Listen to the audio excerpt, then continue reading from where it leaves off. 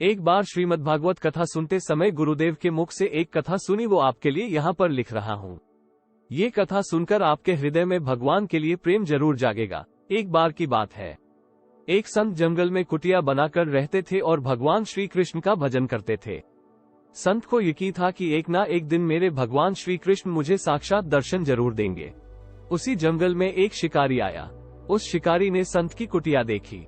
वह कुटिया में गया और उसने संत को प्रणाम किया और पूछा कि आप कौन हैं और आप यहाँ क्या कर रहे हैं। संत ने सोचा, यदि मैं इससे कहूंगा कि भगवान श्री कृष्ण के इंतजार में बैठा हूँ, उनका दर्शन मुझे किसी प्रकार से हो जाए, तो शायद इसको ये बात समझ में नहीं आएगी।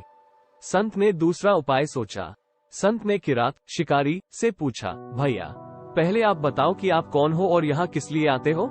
उस किरात ने कहा कि मैं एक शिकारी हूँ और यहाँ शिकार के लिए आया हूँ। संत ने तुरंत उसी की भाषा में कहा, मैं भी एक शिकारी हूँ और अपने शिकार के लिए यहाँ आया हूँ। शिकार ने पूछा, अच्छा संत जी, आप ये बताइए आपका शिकार दिखता कैसे है, आपके शिकार का नाम क्या है, हो सकता है कि मैं आपकी मदद कर दूं। संत ने सोचा, इसे कैसे बताओ। फिर भी संत कहते हैं, मेरे शिकार का नाम है। वो दिखने में बहुत ही सुंदर है, सांवरा सलोना है, उसके सिर पर मोर मुकुट है, हाथों में बंसी है। ऐसा कहकर संत जी रोने लगे। किरात बोला, बाबा रोते क्यों हो, मैं आपके शिकार को जब तक ना पकड़ लूं तब तक पानी भी नहीं पीऊंगा और आपके पास नहीं आऊंगा। अब वह शिकारी घने जंगल के अंदर गया और जाल बिछाकर एक पेड़ पर बैठ गया। यहाँ पर इंतजार करने लगा। भूखा प्यासा बैठा हुआ है। एक दिन बीता, दूसरा दिन बीता और फिर तीसरा दिन। भूखे प्यासे किरात को नींद भी आने लगी। बांके बिहारी को उन पर दया आ गई। भगवान उसके भाव पर रीझ गए। भगवान मंद मंद स्वर से बांसुरी बजाते आए और उस जाल में खुद फंस गए। जैसे ही किरात को फंसे हुए शिकार का अनुभव हुआ तो तुरंत नींद से उठा और उस सांवरे भगवान को देखा। जैसा संत ने बताया था, उनका रूप हूबहू वैसा ही था।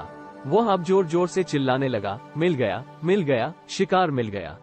शिकारी ने उसे शिकार को जाल समेत कंधे पर बिठा लिया और शिकारी कहता हुआ जा रहा है, आज 3 दिन के बाद मिले हो, खूब भूखा प्यासा रखा, अब तुम्हें मैं छोड़ने वाला नहीं हूँ। शिकारी धीरे धीरे कुटिया की ओर बढ़ रहा था।